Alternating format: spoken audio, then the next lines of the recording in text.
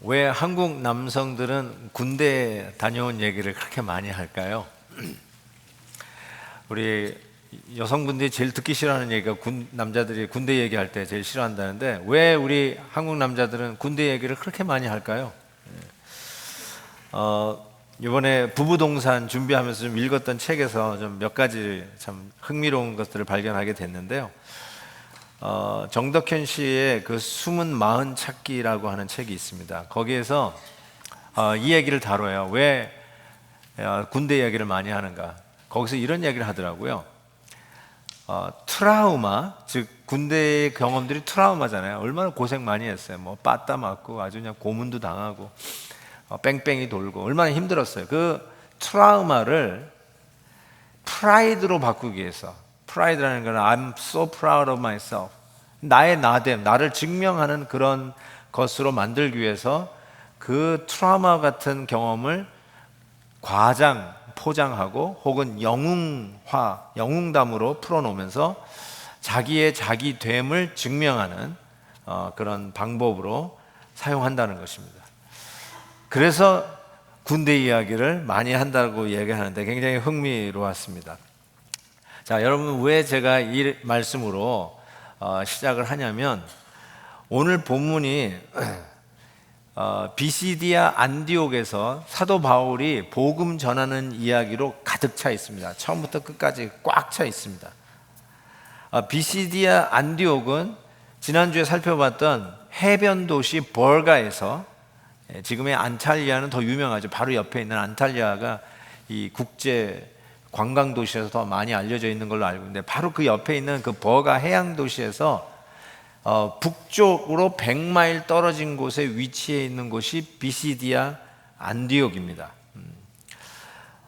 그런데 이 버가에서 비시디아 안디옥으로 가는 그 길을 보면 충분히 트라우마가 있었을 법한 길이고, 그리고 바울은 틀림없이 그 트라우마를 이야기하면서 자기의 자기됨을 증명할 수 있는 그 프라이드로 만들 수 있는 충분한 근거가 있었다고 믿기 때문에 제가 이렇게 말씀을 시작하는 것입니다. 비시디아 안디옥에 가서 늘 그랬듯이 사도 바울과 바나바는 디아스포라 유대인들, 즉 예루살렘에서 흩어져 살고 있는 디아스포라 유대인들이 예루살렘에서 예배드릴 수 없으니까 자기 사는 곳에 회당을 만듭니다. 우리 교회 들어오실 때도 회당이 하나 있죠. 유니버시티 시나가그. 유대인들은 어디에 있든지 시나가그를, 회당을 만듭니다. 그래서 그곳에서 모여서 예배를 드리는데 그때 선지서나 모세 오경을 읽습니다. 그리고 그 중에, 회중 중에 특별히 이런 석학들, 말씀에 정통한 바리새인들이나 율법학자가 있으면 그냥 즉시로 강단에서 초청해서 메시지를 부탁을 합니다. 랍비 출신이었던 바울이 랍비 옷을 입고 있었을 거라고 다들 추측을 합니다. 왜냐하면 그러면 말씀을 할 기회를 부여받기 때문에 그렇습니다. 그래서 바울이 역시 초대를 받습니다. 그래서 이 비시디아 이 회당에서, 안디옥 회당에서 복음을 전하는 내용이 처음부터 끝까지 전부입니다. 그런데 버가에서 비시디아 안디옥으로 가는 이 100마일이 만만치 않은 길이었던 것을 짐작합니다. 지도를 보시면 버가에서 안디옥 수직으로 북상해서 가는 저 비시디아 안디옥이 약 100마일이라는 거리인데, 그냥 지도로 보면 100마일이면 뭐 가까운 거리잖아요. 우리 자동차로 1시간 반 가면 되는 거리인데, 그 사이에 토러스 마운틴스, 토러스 산맥이 떡하니 가로막고 있습니다. 이 토러스 마운틴은 최고 정상이 3,000m가 높습니다. 그러니까 10,000피트가 넘어요. 그 정도로 굉장히 험산줄령입니다. 저 비시디아 안디옥에서 버가로 내려오면서 찍은 토러스 마운틴이 저렇습니다. 그냥만 봐도 알프스 산같이 굉장히 높은 산인 것을 짐작할 수 있고요. 버가 그 해양 도시에서 토러스 마운틴을 본 모습은 이와 같습니다. 요한 마가가 바로 이 버가에서 고향 생각나서 예루살렘으로 돌아갔다는 것 지난주에 들었습니다.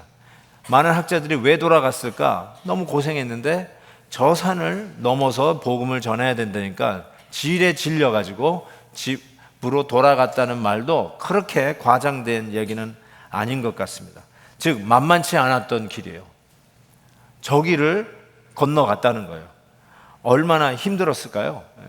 제가 비시디아 안디옥은 가봤거든요. 버간은 못 가봤지만 비시디아 안디옥에서 저 토로스 산을 봤어요. 저 토로스 산을 보는데 저 산을 넘어서 여기까지 와가지고 복음 전했다는 생각만 해도 가슴이 저며요.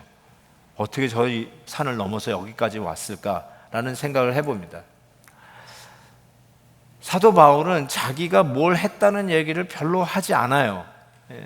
신약 성경 13권이나 썼던 사도이지만 자기가 뭐 얼마나 힘들었는지 이런 얘기 별로 안 하는데 고린도 교회에다가 서신을 쓰면서 어쩔 수 없이 쓰는 얘기 중에 자기가 고생한 얘기를 아예 문뜬그려서 종합적으로 표현하는 것이 고린도 후서에 나옵니다.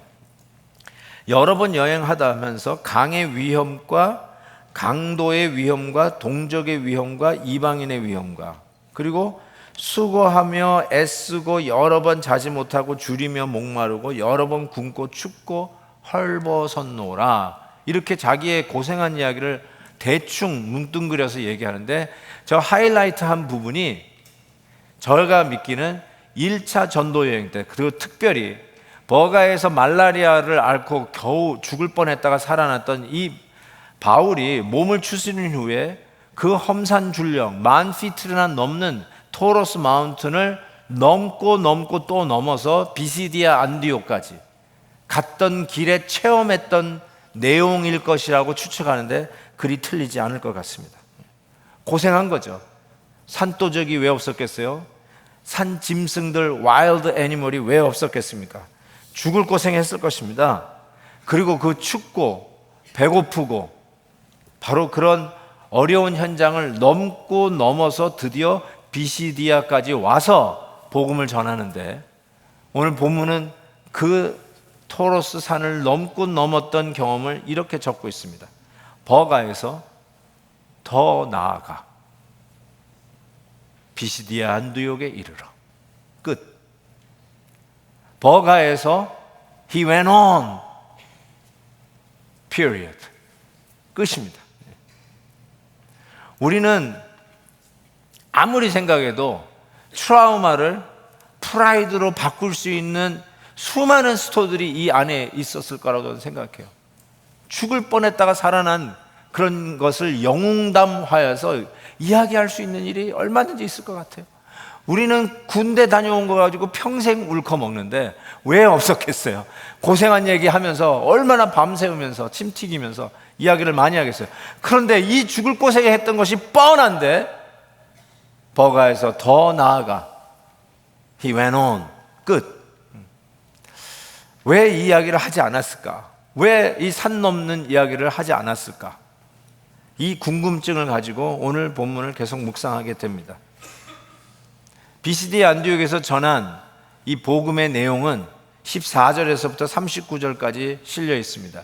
이전에 안디옥, 수리아 안디옥에서 전한 바울의 메시지, 아라비아 갔다가 와서 전한 메시지 이런 것들이 짧게 나와 있지만 full sermon manuscript 이 설교 원고지를 그대로 읽는 듯한 느낌을 가진 총 그의 설교를 처음으로 대하는 것 같습니다. 이 내용에서 예수 그리스도가 우리를 자유케 하시기 위해서 무엇을 했는지 정확한 복음의 프레젠테이션이 아주 클리어하게 제시되고 있습니다. 우리 전도 폭발 복음 제시만큼 아니 그 이상 정확하게 이 복음이 제시되고 그 복음 전했을 때의 그 다이내믹을 느낄 수 있는 바로 그 현장이 공개되고 있습니다.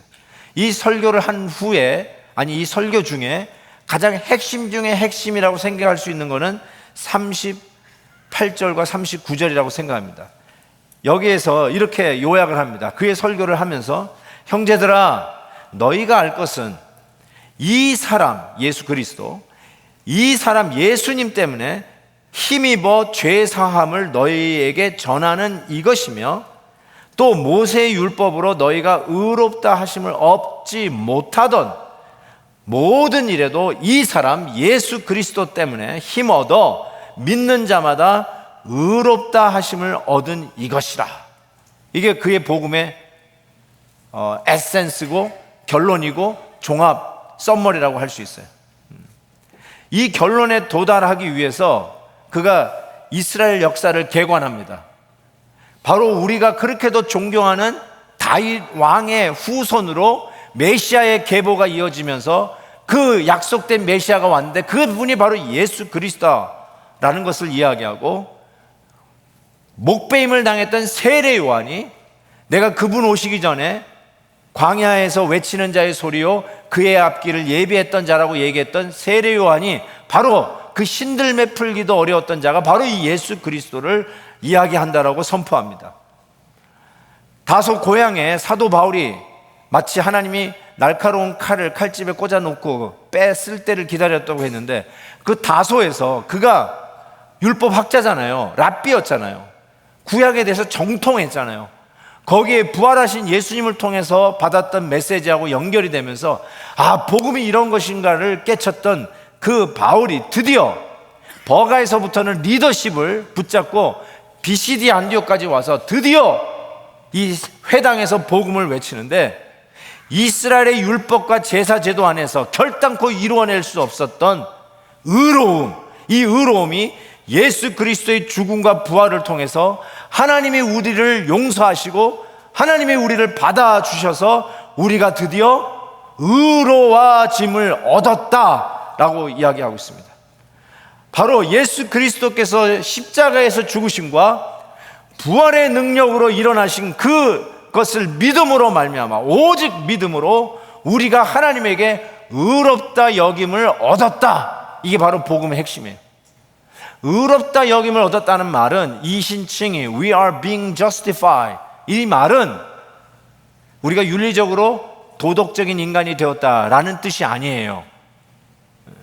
우리가 행위로 율법을 지킴으로 하나님 앞에서 의로워질 사람은 한 사람도 없다라고 성경이 얘기했습니다. 무엇을 지킴으로 내가 열심히 해가지고 완벽한 인간이 될 수 있는 인간은 이 지구상에 없다라고, 의인은 없나니 하나도 없다라고 얘기했어요.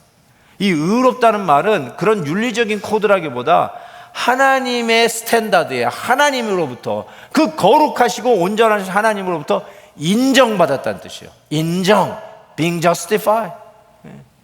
하나님으로부터 인정받았어요. 우리가 사람에게도 인정받기 위해서 노력하잖아요.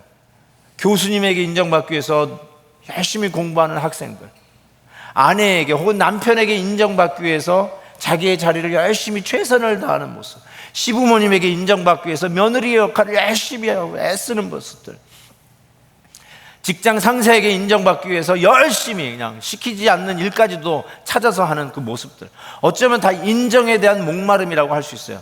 I want to be justified, 인정받기를 원하는 것이죠. 그런데 우리가 우리의 스스로의 힘으로 노력함으로 의로워질 수 있는가? 모세의 율법을 그렇게 열심히 지키면서 하나님 앞에 의로워지려고 했지만 결단코 이루어낼 수 없었던 의로워짐, 이 의로워짐을 예수 그리스도께서 나를 위하여 십자가 지시고 예수 그리스도께서 부활하신 그 능력을 믿음으로, 오직 믿음으로 우리가 하나님 앞에서 용서받고 하나님 앞에서 받아들여지고 하나님 앞에서 나의 하나님의 자녀됨을 인정받게 되었다는 것이죠. 그래서 그 안에서 드디어 자유함이 생긴 거예요. 누구 눈치 보고 누구에게 인정받으려고 그 앞에서 열심히 최선을 다했는데, 그래서 항상 그 영향권 안에서 눈치 보고 살았는데 하나님으로부터 인정받으니까 더 이상 누구인 것처럼 흉내낼 수 없는 자유함이 주어진 것이죠. 그리고 그 자유함은 내가 변할 수 있는 소망과 새로 출발할 수 있는 희망을 갖게 하는 바로 그 동기부여를 허락하시는 것입니다. 내 힘으로는 도저히 이룰 수 없는 의로움, 이것을 예수 그리스도 안에서 얻게 되고 드디어 하나님으로부터 인정받게 되었다는 것이죠. 내 힘으로, 내 노력으로 자서전적인 삶을 살아야 인정받는 줄 알았는데 그렇게 할 수 없고 그렇게 노력했다가 좌절된 인간들을 향해서 드디어 외쳐지는 이 복음, 우리의 힘이 아니라 하나님께서 하신 일로 우리가 하나님 앞에 인정받을 수 있다는 것. It's not about what we have done, but it is about what Jesus has done on behalf of us.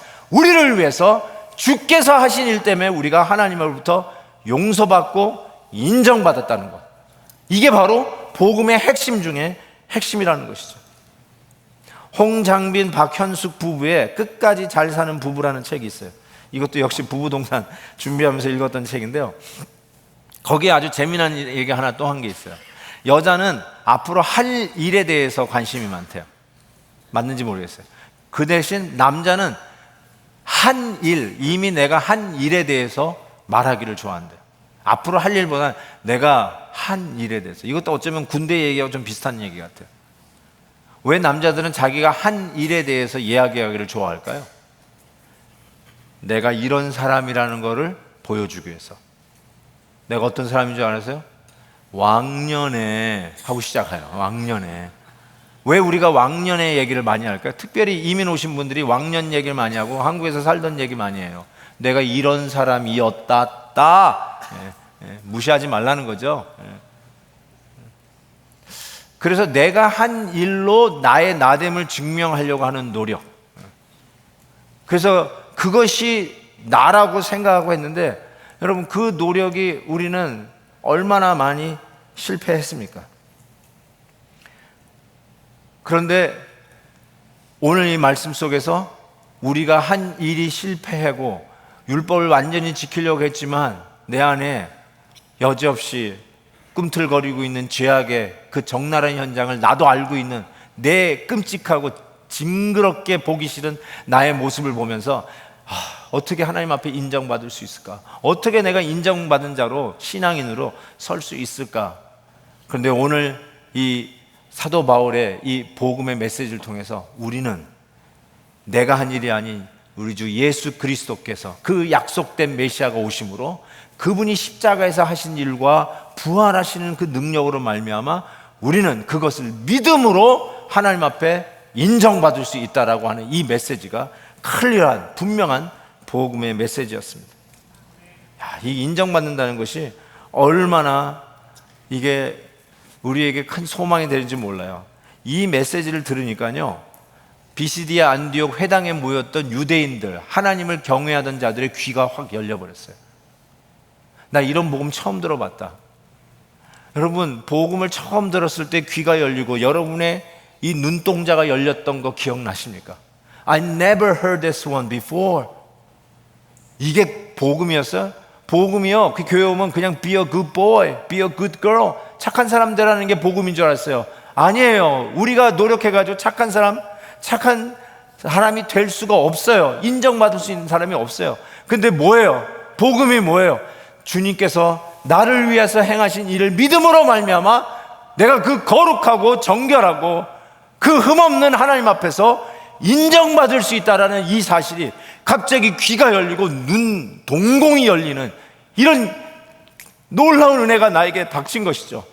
그래서 어떤 결과가 나타난지 아세요? 42절 보세요. 이 메시지를 들으니까 그들이 나갈 때 사람들이 청하되 다음 안식일에도 이 말씀을 하라 하더라. 뭐예요? 바울에게 와가지고 이 말씀 또 듣고 싶습니다. 다음 안식일에도 와서 이 메시지를 전해주세요. 이 분위기를 아세요? 복음을 듣고 나니까 살 것 같아요. 복음을 들으니까 다시 소망이 넘쳐요. 다시 출발할 수 있을 것 같아요. 이 메시지가 나를 살리는 거예요. 그러니까 이 말씀을 다시 듣고 싶어요. 다시 와서 좀 메시지를 전해달라고. 여러분, 이거 이해하고도 남습니다. 복음을 듣는 성도들의 반응이에요. 그래서 회당이 모임이 끝난 후에 유대인과 유대교에 입교한 경건한 사람들, God-fearer, 고넬료가 바로 이 경건한 사람이었죠. 바울과 바나바를 따르고 두 사도가 더불어 말하고 항상 하나님의 은혜 가운데 있으라 권합니다. 우리는 유대인이 아니지만 우리 안에도 이런 갈증이 있지 않나요? 내가 해도 안 되는 벽에 부딪혀서 좌절할 때, 나는 그래도 나름 최선을 다했는데 좋은 아빠 되기 위해서, 좋은 엄마 되기 위해서, 좋은 성도 되기 위해서 최선을 다했는데 이런 비판, 저런 오해에 부딪히고 나의 능력의 한계에 부딪혀서 좌절하여 주저앉았던 경험들은 없나요? 우리의 가정을 봤을 때 누가 좀 해결해 줄 사람이 없을까? 지금 돌아가고 있는 이 나라 꼴 보면서 어떤 좀 메시아적인, 정치적인 메시아적인 인물이 나타나서 좀 이런 메스를 좀 깨끗하게 정돈해서 좀 새롭게 좀 지어볼 수 없을까? 이런 바람들이 우리에게 있지 않나요? 그래서 우리는 어쩌면 완벽한 배우자를 찾아 결혼하면 모든 것이 해결되지 않을까 하는 로망도 갖고 있는 것 같아요. 어쩌면 내 성향에 맞는 정치적인 지도자가 대통령이 되면 이제는 이 나라가 살 거 아닐까라는 소망을 갖고 살았는지 몰라요. 그러나 여지없이 이 사람인가 하고 결혼했더니 아니올시다를 이미 깨달았고, 이분이 대통령 됐으니까 이제 나라가 살 줄 알았는데 그것도 여전히 우리에게 실망을 주었던 것을 생각해 본다면, 이 세상에 우리의 기대에 따라서 메시아적으로 나타나 우리의 메스를 완전히 청소해 줄 인간은 이 지구상에 없다는 건 우리가 압니다. 우린 경험적으로 알고 체득했어요. 사람에게 그런 기대를 할 수 없다는 걸 우리가 압니다. 아침 식사 든든히 했다고 저녁에 굶주림이 해결되는 것이 아니듯, 지금 크게 호흡을 했다고 다음 숨을 들이쉬지 않아도 되는 것이 아니듯, 우리들의 갈증과 목마름은 여전히 우리 앞에 엄연한 현실로 존재한다는 걸 알 수가 있어요. 그래서 나의 한계에 부딪혀 나의 기대에 실망하여서 주저앉아서 무슨 소망이 있을까 넋놓고 있는 우리들에게 주님께서 오늘 던져주시는 메시지, 해도 안 되고 노력해도 안 되고 나에게 과연 소망이 있을까 손 놓고 있는 저와 여러분에게 주님이 주시는 메시지, It's okay, 괜찮아, 괜찮다, 내가 너를 용서하고 내가 너를 인정하고 나의 자녀로 받아들인다. 이게 바로 오늘 주님의 메시지예요. 우리 주님께서 나를 위해서 행하신 일들을 믿으면 우리 주님께서 하신 말, 네가 누구인 것 증명할 이유도 없고 나의 나됨을 그대로 인정하고 받아주고 용서하고 and justified, 인정해 주시는 그 주님 앞에서 Finally I am free indeed, 정말로 자유로워지는 것, 누구인 척 할 필요 없는 것, no pressure, 내 모습 이대로 as I am, 그냥 우리를 받아주시고 용서해 주시고 인정해 주신 주님, 그분 안에서 드디어 자유하게 되는데, 여기 또 하나 기억할 게 있어요. 자유함이라는 말은 이 모습 이대로 계속 사는 게 아니라 더 이상 이 모습 이대로 머무를 필요가 없는, Yes, He received me as I am, but you don't have to be, continue to be as I am.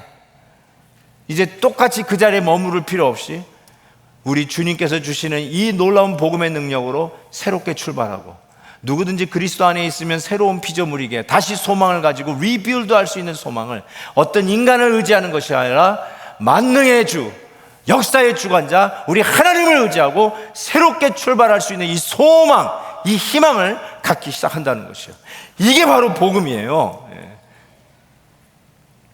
BCD 안디옥에서 이 복음을 전하고 사람들이 귀가 열리고 다시 그 말씀을 청하여 듣기를 원하는 이 반응에 기득권자들의 시기가 있습니다.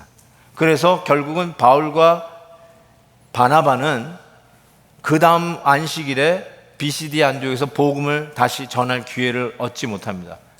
핍박받고 쫓겨나가서 이고니온으로 가는데, 한번 보실까요? 51절 마지막 절인데, 두 사람이 그들을 향하여 땅에 티끌을 떨어버리고 이고니온을 가거든요. 이 땅에 티끌을 벌어버리는 거 아시죠?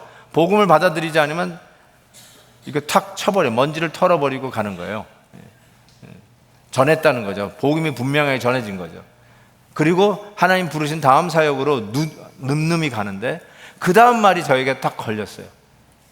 복음을 전하려는데 그거를 방해하는 일 때문에 결국은 더 있지 못하고 다른 지역으로 쫓겨가고 있는 입장에서 52절은 이렇게 이야기해야 논리적입니다. 그래, 어디 두고 보자 하고 이를 갈며 떠나가더라. 뭐 이렇게 나와야 이게 논리적인데, 티끌을 떨어버리고 핍박받아 이고니온으로 쫓겨가면서 뭐라고 얘기하냐면, 제자들은, 바울과 바나바는 기쁨과 성령이 충만하니라.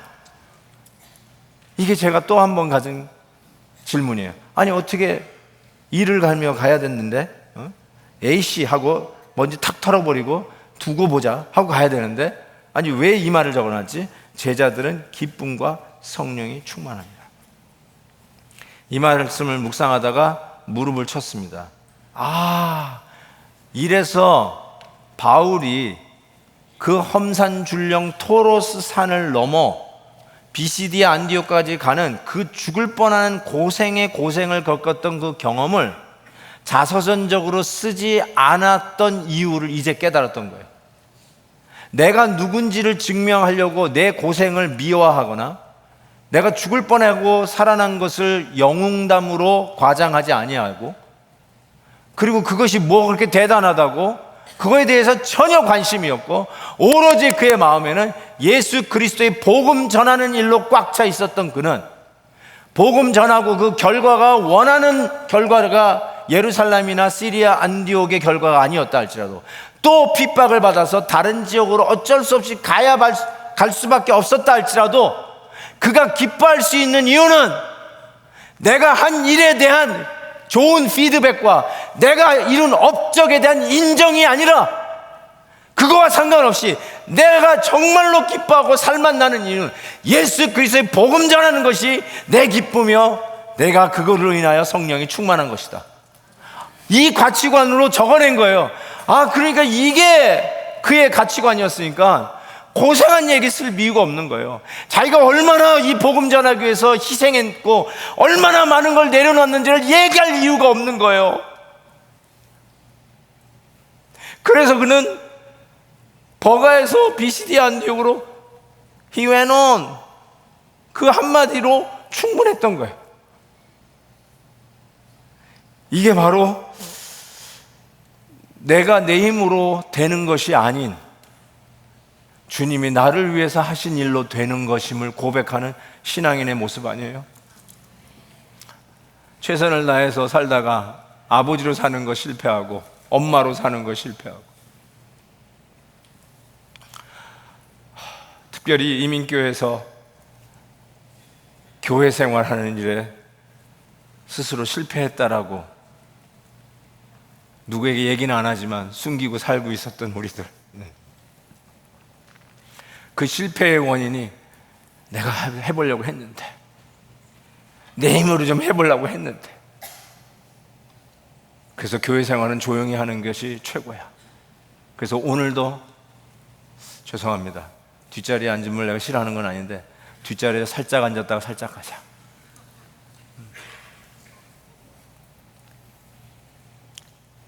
내가 할 수 있는 일이 뭐가 있다고. 야, 나서지 말자. 나서면 두들겨 맞아. 그런 것이 무슨 평생 신앙생활을 얻은 지혜인 양, 이 악한 영에 속고 있으면서 하나님이 여러분이 주신 그 은사들을 이 천국 보고를 위해서 쓰지 아니하고 그냥 땅에 묻어놓고 있는 한 달란트의 어리석은 종과 같은 그런 모습에 그냥 자조하고 있는 여러분들을 향해서, 그러나 속으로는 실패한 마음으로 씁쓸히하게 교회 생활을 하시면서, 오늘 말씀이 얘기하는 것은 It's okay, 네 힘으로 하는 것이 아니라 내가 너를 위해서 한 일로 너는 하나님 앞에 인정받은 하나님의 자녀이다.